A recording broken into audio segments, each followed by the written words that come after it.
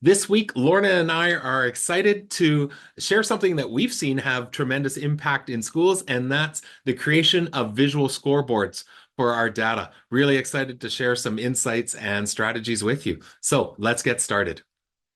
When we think about the utilization of data hmm within our schools, one of the things that always comes back to me is that Mark Twain quote of data is like garbage. Yeah. You better know what you're going to do with it before you collect it. And one of the things that always stood out to me was how could we visualize this data so that it is in our view, informing what we're doing on a continual basis.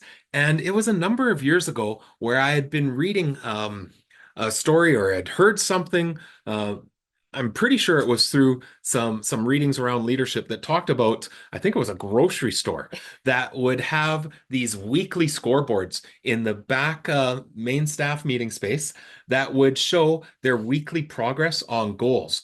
And that, are we achieving the goals that we're going towards? And just having that continually in view, it talked about how that can just really keep people focused. And the idea intrigued me.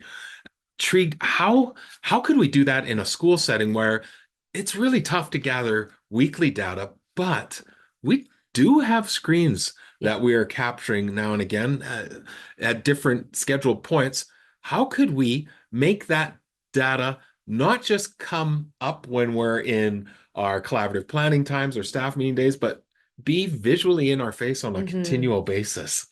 Yeah. So super powerful to be thinking about, first of all, the setting up that calendar about how do we gather our Yeah, data, but then how do we represent it? And really, to me, this idea of scoreboards is really about celebrating. yeah, So 100%. how do we demonstrate to our staff and potentially our whole community about our growth and development in relation to our goals? Okay, so before we go to the community, Yeah. let's get to that one in a little bit. Let's focus first on staff.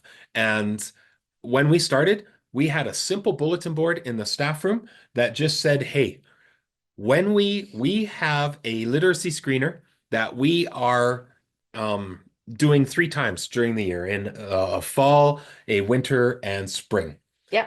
What if we started to track that? And you remember we had just a simple, it was one of those fundraising Yeah. thermometers Thermometer. that said, we have 300 students in the building. That's our goal. Yeah. And in the fall, we were able to shade in that we have 22 students already achieving end of year benchmarks. Yeah. Okay, we're on our way, which really started a great conversation about, oh my goodness, we are at the end of September and we have a number of students who are already achieving end of year hmm benchmarks on this literacy. Which What is are we doing to enrich Yeah, and which challenge these it's these both kids? a celebration, but it also poses that, yes, but what are we going to But do next? this is the key for data, and especially when hmm we have it in front of us, Yeah. is you can't ignore No. data. When it's in front, it prompts you to question what are we doing as a result? Yeah. And that visualizing that instantly went to, oh my goodness, what are we doing? Like we obviously have a long way to go to get all of our students to benchmark. It's Yeah. only fall.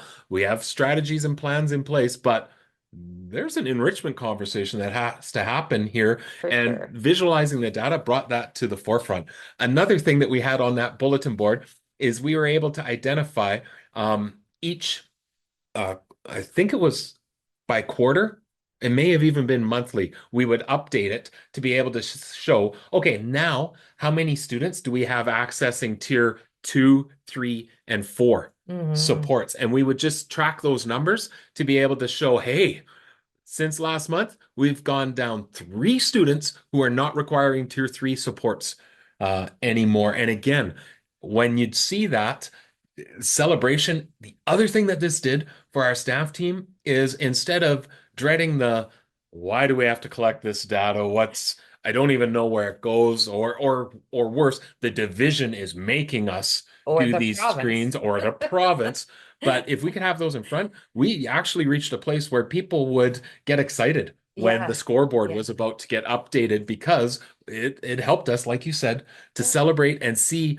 oh, we're getting somewhere. We're seeing progress. Yeah, so that celebration is critical, but alongside of that comes an urgency too. Yeah, And yeah, depending on what time of the year you're looking at the data and really thinking about how do we amalgamate that data to represent our growth and development. yeah. And we would do that thinking about what are our priorities in our school and how do we demonstrate each of those priorities so that we can continually reflect on progress and development. So my favorite that we had seen within a school and then have helped multiple schools set this up because it's so simple but so powerful is taking that simple number line A number line. that Yeah. every elementary teacher has up at the top of the room somewhere, that 0 to 100, setting it up in the staff room. And can you remember the one school that Yeah. we had that in place where we could say, all right, this there's some concerns obviously when we've done our screener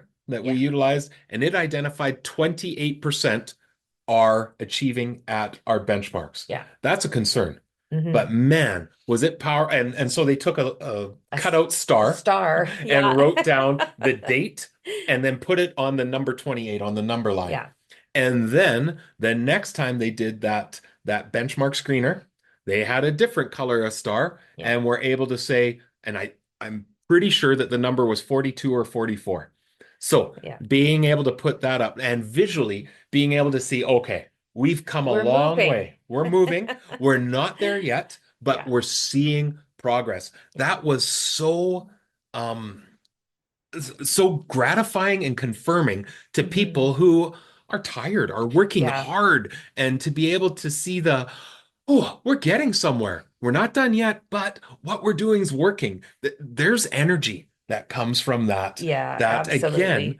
um, just sending that out in an email or talking about it in a staff meetings, not the same as when I'm No. coming in, having my lunch and looking up and going, okay, still got some stuff to do. Yeah, yeah. And again, it creates that urgency for, okay, so how do we keep moving this along? Yeah.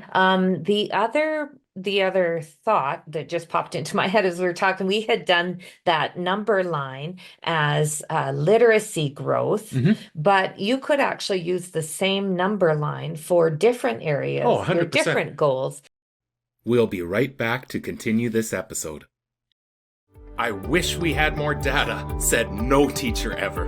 Our contemporary schools have an abundance of data we can be accessing to inform decision making from the classroom level to the school level and beyond. Data as a focal point is no longer elusive. The challenge lies in structuring and presenting it in a way that facilitates easy interpretation and actionable insights. How we organize the data matters.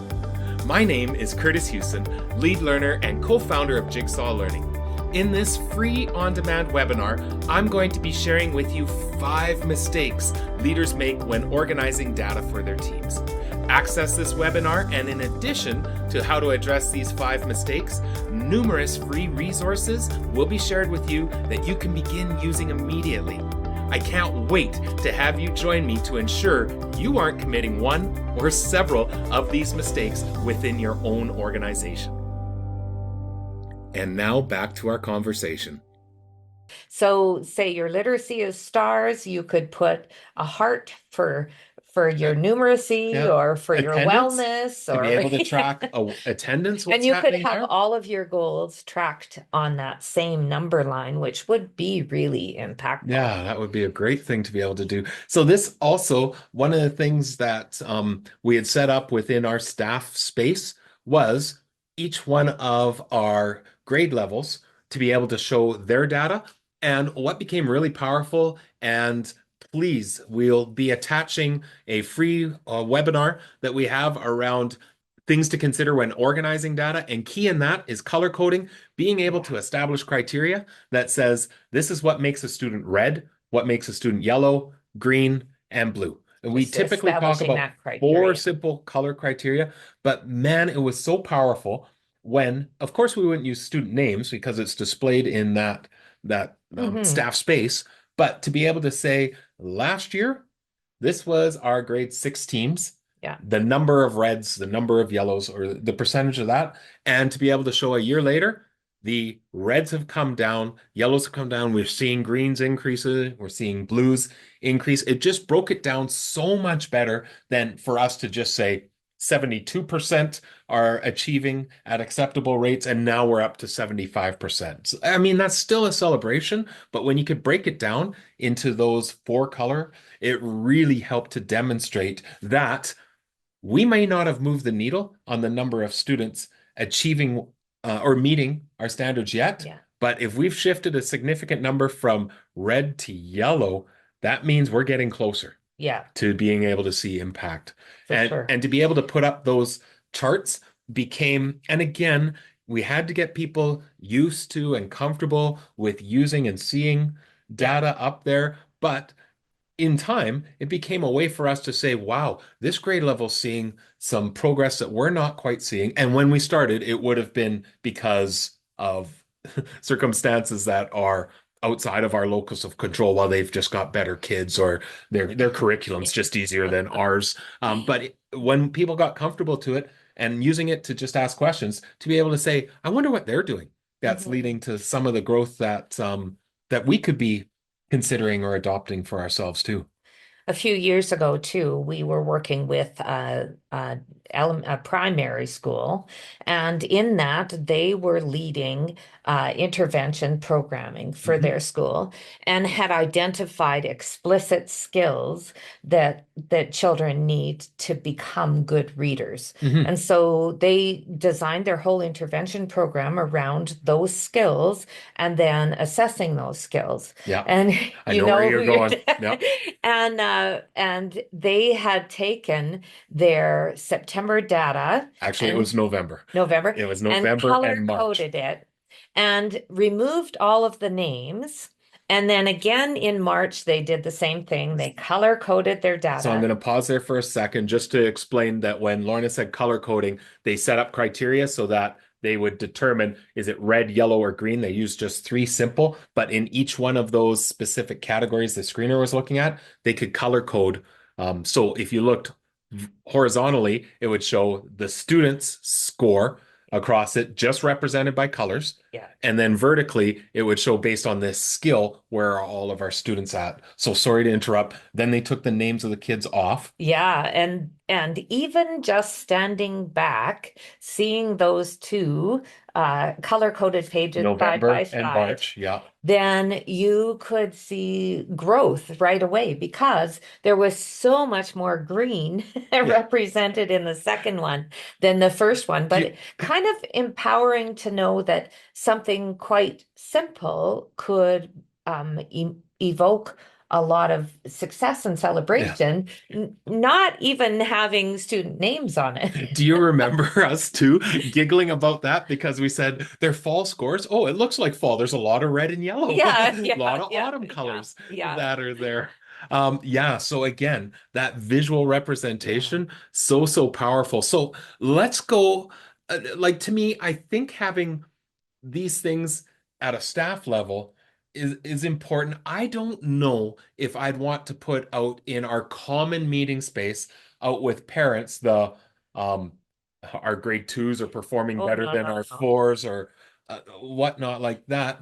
But let's talk about what could be some things that we could put out in those in our school spaces, and I have a specific example I'll come to in a little bit of a school that just did just that right near the front door, bulletin board, where they Mhm. had out some of their key data visualized for their parent community. I think the important thing with sharing with parents and sharing with community is amalgamating your data, Yeah, being like rather than you said by grade, grade by but grade. actually amalgamating it and thinking about what is your core goal and how do we demonstrate that we're working toward that. So actually one of the examples of that is what we already talked about is the thermometer. Yeah. That's a great way to put that whole all that information together in a way that demonstrates growth. hmm The school I was thinking of with their bulletin board, they actually had transposed it into one big bar graph where Mm, they could show in yeah, our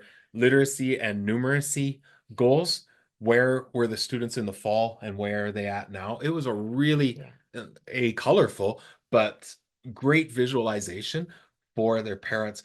The one that struck me now is I've been in a couple of schools where they have the TV monitors near the front, and in most schools that have that, it's posting up upcoming events and hey, remember this is coming up, whatnot. But the two schools I'm thinking of actually had, how it's almost like revolving slides that are going on that. Yeah. They had pieces of their data story interjected in that. So it might say, remember, this is upcoming. And then the next one would say,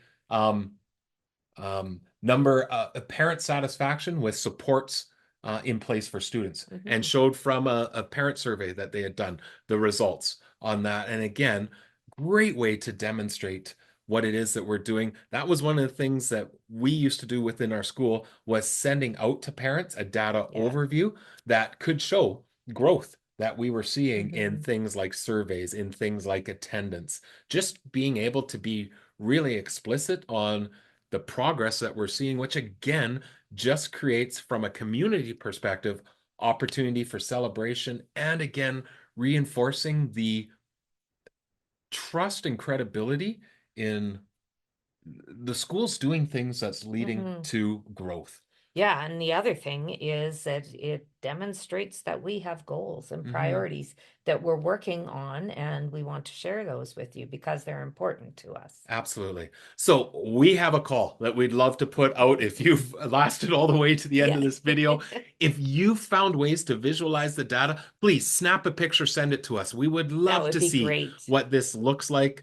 We do have a number of samples, and we'll put a link in for a free guide that talks about how do you set up collaborative meeting spaces effectively. And one of the pieces in it is having data that is visualized, that has a few samples within it. But we'd love to see what this has looked like from your perspective. So please snap those photos, send them out to us, post them up in the Collaborative Leader Facebook group.